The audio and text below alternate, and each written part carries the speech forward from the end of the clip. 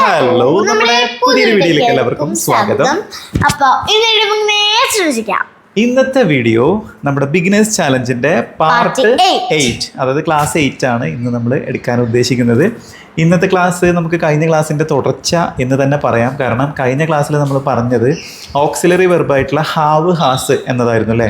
അവിടെ നമ്മൾ have has എന്നുള്ളത് ഒരു വെർബിന്റെ കൂടെ ചേർത്ത് പറഞ്ഞിരുന്നില്ല, ബാക്കി എല്ലാം പറഞ്ഞിരുന്നു. അതായത് നമ്മളൊരു അവസ്ഥയിലാണ്, അതേപോലെ നമുക്കൊരു സംഭവം, നമ്മുടെ കയ്യിലൊരു സാധനമുണ്ട്, ഇതൊക്കെ ചേർത്ത് നമ്മൾ പറഞ്ഞിരുന്നു അല്ലേ. ഇന്ന് നമ്മൾ പറയാൻ പോകുന്നത് ഹാവ് ഹാസ് ഒരു വെർബ് ചേർത്ത് എങ്ങനെയാണ് പറയുക എന്നതാണ് കേട്ടോ. അതായത് ഞാനൊരു കാര്യം ചെയ്തിട്ടുണ്ട്, ചെയ്ത് പൂർത്തിയാക്കിയിട്ടുണ്ട്, അവനൊരു കാര്യം ചെയ്തിട്ടുണ്ട്, പോയിട്ടുണ്ട്, വന്നിട്ടുണ്ട്, ഇങ്ങനെയുള്ള സംഭവങ്ങളൊക്കെ നമ്മൾ എങ്ങനെയാണ് പറയുക എന്നുള്ളതാണ് നമ്മൾ ഇന്ന് നോക്കാൻ പോകുന്നത്. അപ്പോൾ നമുക്ക് സമയം കളയാതെ നേരെ വീഡിയോയിലേക്ക് പോകാം. ഓക്കെ, അപ്പൊ ഇന്നത്തെ ക്ലാസ്സിലേക്ക് പോകുന്നതിന് മുൻപ് നമുക്ക് സ്ഥിരമായിട്ട് എന്തുണ്ട് റിവിഷൻ ഉണ്ട്. അപ്പൊ നേരെ നമുക്ക് മിൽക്കുട്ടിയെ പരീക്ഷിക്കാം. നിങ്ങളും കൂടെ കൂടാ. ഓക്കെ, പ്രാക്ടീസ് ചെയ്യാം. തുടങ്ങുന്നതിന് മുൻപായിട്ട് നമ്മൾ എല്ലാവരോടും ഒരു കാര്യം പറയുകയാണ്. നമ്മൾ ബിഗിനേഴ്സ് ചാലഞ്ചിന്റെ 8ാമത്തെ ക്ലാസ്സിൽ എത്തിയിട്ടുണ്ട്.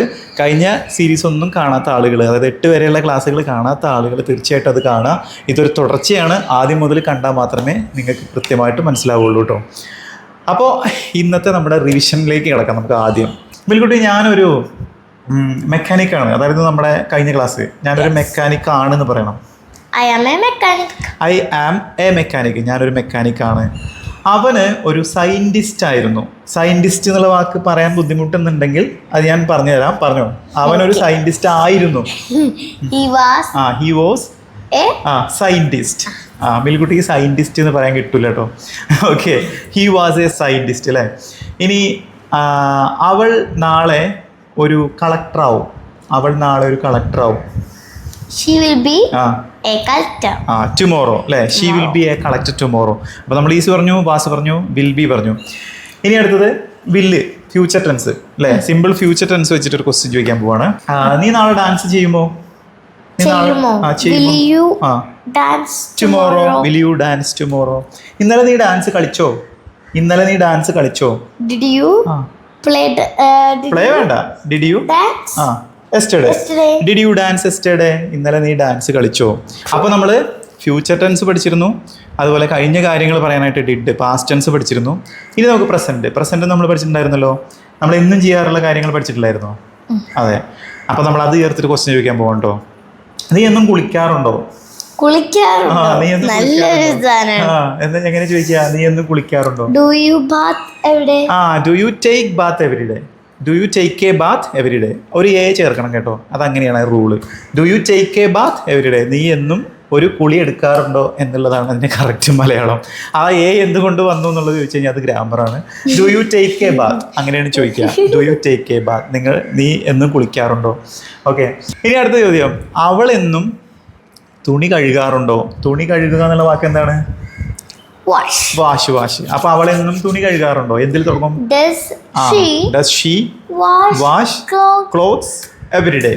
അല്ലേ, എന്നും ചെയ്യാറുള്ള കാര്യങ്ങളാണ്. അപ്പൊ അവളായതുകൊണ്ടാണ് ഡസിൽ തുടങ്ങിയത് അല്ലേ. അപ്പൊ നമ്മൾ ഓൾമോസ്റ്റ് പഠിച്ച കാര്യങ്ങളൊക്കെ പറഞ്ഞു. ഇനി ഹാവ് ഹാസ് വെച്ചിട്ടുള്ള 1-2 കാര്യങ്ങൾ ചോദിച്ചു നോക്കാം. എനിക്ക് ഇന്ന് മീറ്റിംഗ് ഇല്ല എന്ന് പറയണം. I don't have meeting today. നാളെ നിങ്ങൾക്ക് ഒരു കല്യാണമുണ്ടോ? ചോദ്യമാണ്. Do you have marriage function? Do you have a marriage function tomorrow? Do you have a marriage function tomorrow? അല്ലെങ്കിൽ do you have a marriage tomorrow എന്ന് ചോദിക്കാട്ടോ. Do you have a marriage tomorrow? Marriage function എന്ന് ചോദിക്കുന്നതും marriage എന്ന് ചോദിക്കുന്നത് രണ്ടും ഒന്ന് തന്നെയാണ്. അപ്പോൾ റിവിഷന് വേണ്ടിയിട്ട് നമ്മൾ കുറച്ച് സമയം കളഞ്ഞു. പക്ഷെ നിങ്ങളൊന്ന് ക്ഷമിക്കുക. എന്നും ഇതുപോലെ നമ്മളൊന്ന് ജസ്റ്റ് ചെയ്ത് കഴിഞ്ഞാൽ നമുക്കത് തീർച്ചയായിട്ടും അതൊരു ഗുണകരമാകും അല്ലേ. നമ്മൾ പഠിച്ചതൊക്കെ നമുക്കൊന്ന് റിവൈൻഡ് ചെയ്യാൻ നല്ലതാണ്. അപ്പോൾ ഇന്നത്തെ ക്ലാസ് നമ്മൾ മുന്നേ പറഞ്ഞതുപോലെ ഹാവ് ഹാസ് അല്ലേ. ഹാവ് ഹാസ് നമ്മൾ മുന്നേ ഒരു ക്ലാസ് ചെയ്തിരുന്നു. അതിനർത്ഥം എന്താണ് മിൽക്കുട്ടി? ഉണ്ട് എന്നുള്ളതാണ്. അപ്പോൾ അത് വെച്ചിട്ട് നമ്മൾ അന്ന് പറഞ്ഞിരുന്നത് നമുക്ക് ഒരു സംഭവം ഉണ്ട് അല്ലേ. നമ്മുടെ കയ്യിൽ ഒരു കാറുണ്ട്, ജീപ്പുണ്ട്, ബസ്സുണ്ട്, അതുപോലെ ഒരു സംഭവം ഇല്ല എന്ന് പറയാനാണ് നമ്മൾ അന്ന് പഠിച്ചത്. അത് സിംഗുലറിന്റെ കൂടെയും പ്ലൂറലിന്റെ കൂടെയും വരുമ്പോൾ ഹാവും ഹാസും വരും. അതായത് ഒബ്ജക്റ്റ് വെച്ചിട്ട്. കറക്റ്റാണ്. 2 കാര്യങ്ങളാണ് പറഞ്ഞത്. ഒന്ന്, നമ്മളൊരു ഒബ്ജക്റ്റ് എനിക്കുണ്ട് എന്ന് പറഞ്ഞു. പിന്നെ എനിക്കൊരു അങ്ങനെ ഒരു അവസ്ഥ ഉണ്ട് എന്ന് പറഞ്ഞു. ഇന്ന് നമ്മൾ പറയാനായിട്ട് ഉദ്ദേശിക്കുന്നത് വെർബാണ്, അതായത് ഞാനൊരു ക്രിയ ചെയ്തിട്ടുണ്ട് എന്നാണ് നമ്മൾ ഇന്ന് പറയുന്നത് കേട്ടോ. അപ്പോൾ അതെങ്ങനെയാണ് പറയുക എന്നുള്ളതാണ് നമ്മൾ ഇന്ന് നോക്കുന്നത്.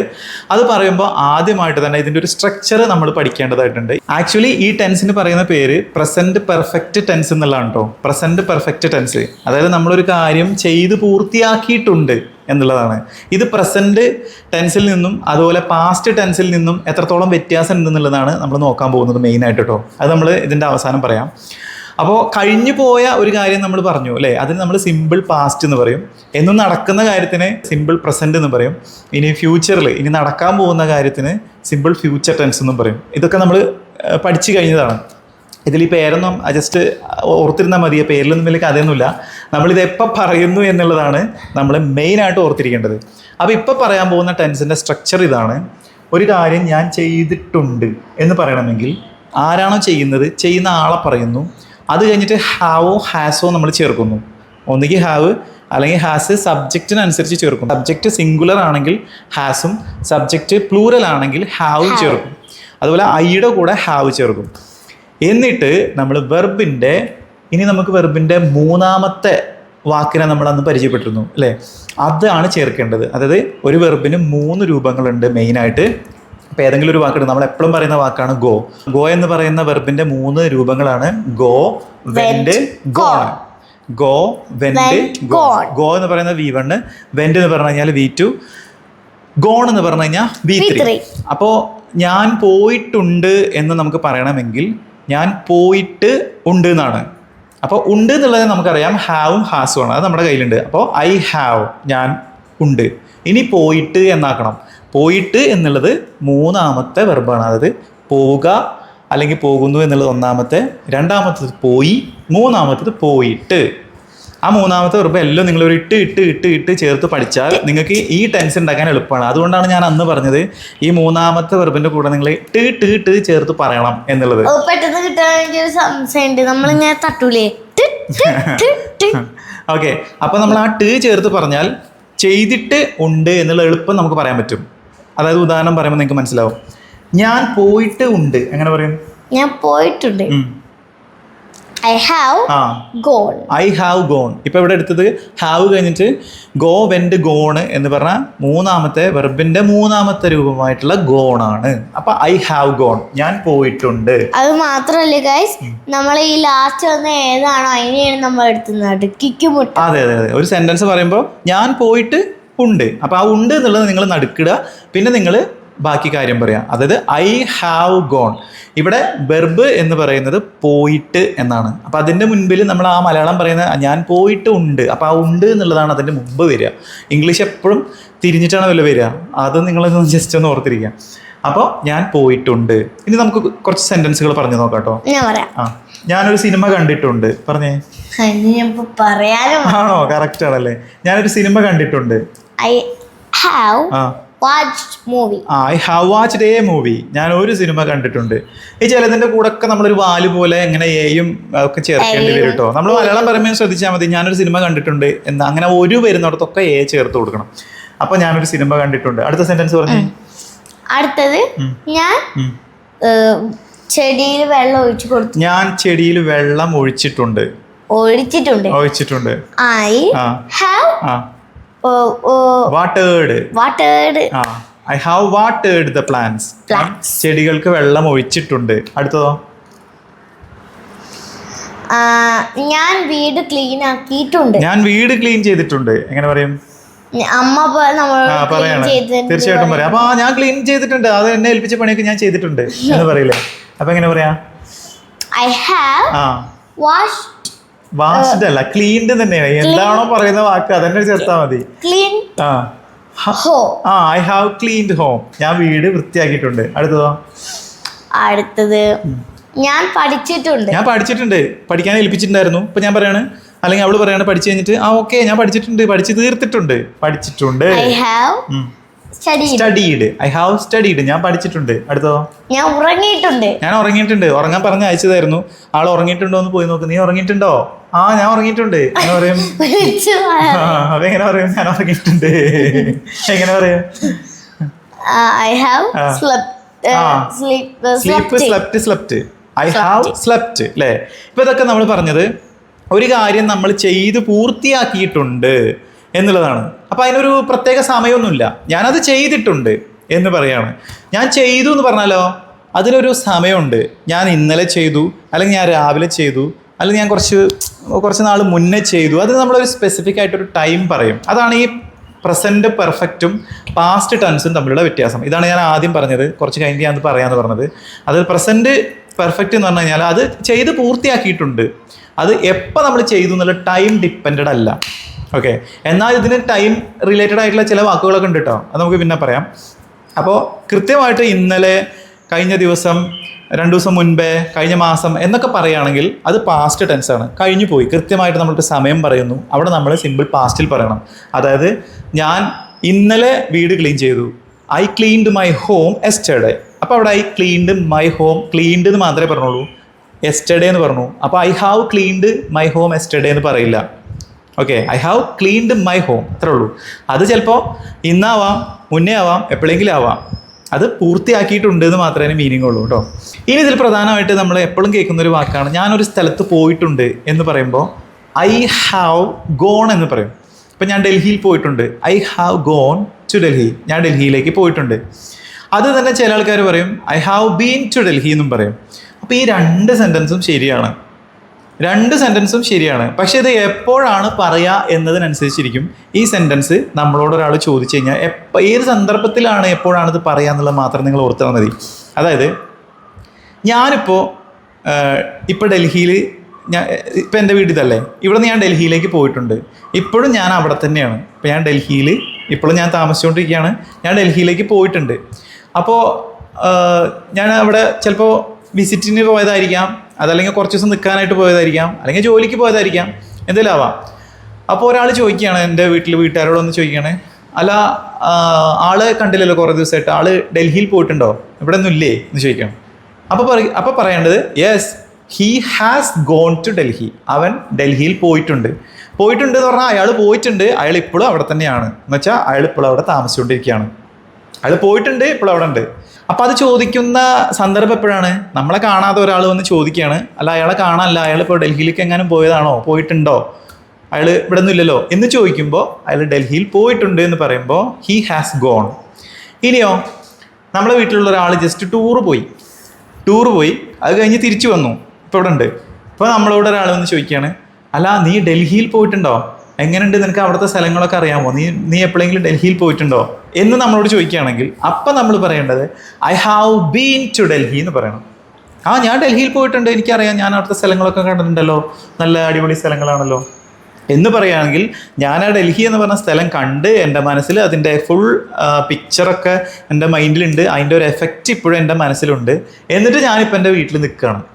അപ്പോൾ അയാൾ ചോദിക്കുന്നത് നീ അവിടെ പോയി സന്ദർശിച്ച് ഈ സംഭവങ്ങളൊക്കെ കണ്ട് നല്ല സെറ്റപ്പായിട്ട് നിൽക്കുന്നുണ്ടോ, നിൻ്റെ മനസ്സിൽ അതിൻ്റെ ഒരു രൂപം, സംക്ഷിപ്ത രൂപം ഇപ്പോഴും ഉണ്ടോ, നീ അത് അറിഞ്ഞിട്ടുണ്ടോ എന്നുള്ളതാണ്. അതാണ് ബീനും ഗോണും തമ്മിലുള്ള വ്യത്യാസം. മനസ്സിലായില്ലേ? ഓക്കെ, അപ്പോൾ അത്രേ ഉള്ളൂ. അപ്പോൾ ഈ 2 ചോദ്യം ചോദിച്ചാലും ഉത്തരം 2 ശരിയാണ്. ആരെങ്കിലും ഐ ഹാവ് ഗോൺ എന്ന് പറയുമ്പോഴും ഐ ഹാവ് ബീൻ എന്ന് പറയുമ്പോഴും ഇതാണ് വ്യത്യാസം. 2ഉം നമുക്ക് തെറ്റ് പറയാൻ പറ്റില്ല. ഏത് സന്ദർഭത്തിൽ ഇത് ചോദിക്കുന്നു, അതുപോലെ ഏത് സന്ദർഭത്തിൽ നമ്മൾ ഇതിന് ആൻസർ നൽകുന്നു എന്നതിനനുസരിച്ചിരിക്കും ഇതിൻ്റെ ഒരു ഘടന എന്ന് പറയുന്നത്. അത്രേ ഉള്ളൂ. ഇനി സിംഗുലർ സബ്ജക്റ്റുകൾ വെച്ചിട്ട് നമുക്ക് ജസ്റ്റ് നോക്കാം എന്താ സംഭവിക്കുക. രാജു പന്ത് കളിച്ചിട്ടുണ്ട്. അപ്പൊ Raju has played football. Raju ആണ്, അതുകൊണ്ട് ഹാസ് ചേർത്തു. ഇനിയോ രാജുവിനെ പറഞ്ഞാൽ പിന്നെ രാധേനെ വെറുതെ വിടാൻ പറ്റില്ലല്ലോ അല്ലേ. രാധ പോയിട്ടുണ്ട്. രാധ എങ്ങോട്ടോ പോയിട്ടുണ്ട്. രാധ ഒരു സ്ഥലത്തോട്ട് പോയതാണ്. അപ്പൊ എങ്ങോട്ടോ എന്നുള്ളത് നമുക്കറിയില്ല, അതുകൊണ്ട് സംവേർ ചേർത്തോ. രാധ എങ്ങോട്ടോ പോയിട്ടുണ്ട്. അപ്പോ Radha has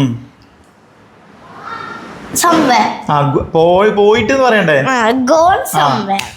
Radha has gone somewhere, എവിടേക്കോ പോയിട്ടുണ്ട്. അപ്പൊ അവിടെ നമ്മള് എന്താണ് ചേർത്തത്? ഹാസ് ആണ് ചേർത്തത് കേട്ടോ, അത് പ്രത്യേകം ശ്രദ്ധിക്കണം. രാജുവിനും നമ്മൾ ഹാസ് ആണ് ചേർത്തത്, രാധയ്ക്കും നമ്മൾ ഹാസ് ആണ് ചേർത്തത്. ഇപ്പൊ രാധ പോയിട്ട് അവളെ എവിടെയാണെന്ന് അറിയില്ല, എങ്ങോട്ടോ പോയിട്ടുണ്ട്, തിരിച്ചു വന്നിട്ടില്ല. ഇനി തിരിച്ചു വന്ന് വീട്ടിലുണ്ട് എന്ന് വിചാരിച്ചോ. അപ്പോൾ നമ്മൾ രാധേനോട് ചോദിക്കുകയാണ്, അല്ല നീ അമ്പലത്തിൽ പോയിട്ടുണ്ടോ, നീ അവിടെ അമ്പലമൊക്കെ കണ്ടിട്ടുണ്ടോ, നീ അമ്പലത്തിൽ പോയിട്ടുണ്ടോ എന്ന് ചോദിക്കണം. അപ്പൊ എങ്ങനെ ചോദിക്കാം? നീ അമ്പലത്തിൽ പോയിട്ടുണ്ടോ? ഉണ്ടോ? അതിനർത്ഥം രാധ ഇപ്പൊ ഇവിടെ ഉണ്ട്, ഇപ്പൊ രാധ ഇവിടെ ഉണ്ട്, ചോദിക്കാണ് രാധ നീ അമ്പലത്തിൽ പോയിട്ടുണ്ടോ എന്ന് ചോദിക്കാണ്. രാധ നീ അമ്പലത്തിൽ പോയിട്ടുണ്ടോ? അപ്പൊ എങ്ങനെ ചോദിക്കാം? Has Radha been to temple. അതാണ് വ്യത്യാസം, ബീനും ഇത് തമ്മിലുള്ള വ്യത്യാസം. ഇനി അവൻ ഉറങ്ങിയിട്ടുണ്ട്. He has slept. അവൻ ഉറങ്ങിയിട്ടുണ്ട്. രാകേഷ് എന്റെ ഒരു ഫ്രണ്ടാന്ന് വിചാരിച്ചോ. രാകേഷ് വന്നിട്ടുണ്ട്. ഇപ്പൊ രാകേഷ് വന്നിട്ടുണ്ട്. കെയിമല്ല പറയാ, കമ്മ് പറയാം. കാരണം കമ്മിന്റെ മൂന്നാമത്തെ രൂപം കമ്മ് തന്നെയാണ്. അപ്പൊ കെയിം കമ്മാണ്. അപ്പോ രാകേഷ് ഹാസ് കം, രാകേഷ് വന്നിട്ടുണ്ട്. ഓക്കെ, നമ്മൾ പറയാണ് ഒരാൾ വന്നിട്ടുണ്ട് എന്ന് ജസ്റ്റ് പറയുകയാണെങ്കിൽ അപ്പോൾ ആരോ വന്നിട്ടുണ്ട്, സംബഡി ഹാസ് കം എന്നാ പറയാ, ആരോ വന്നിട്ടുണ്ട് അല്ലേ. ഇനി ഇങ്ങനെയും പറയാട്ടോ, നമുക്ക് ഈ സംബഡി സംവൺ എന്നൊക്കെ പറഞ്ഞിട്ടുള്ള വാക്കുകളുണ്ട്. അത് നമ്മളൊരു ക്ലാസ് ചെയ്തിട്ടുണ്ട്, അതിൻ്റെ ലിങ്ക് നമ്മൾ ഡിസ്ക്രിപ്ഷൻ ബോക്സിൽ കൊടുക്കാം. അതും നമ്മൾ സബ്ജക്റ്റുകളായിട്ട് ഉപയോഗിക്കും. Somebody, someone, nobody, everybody, anyone എന്നൊക്കെ പറഞ്ഞിട്ട് ഇങ്ങനെയുള്ള സംഭവങ്ങൾ.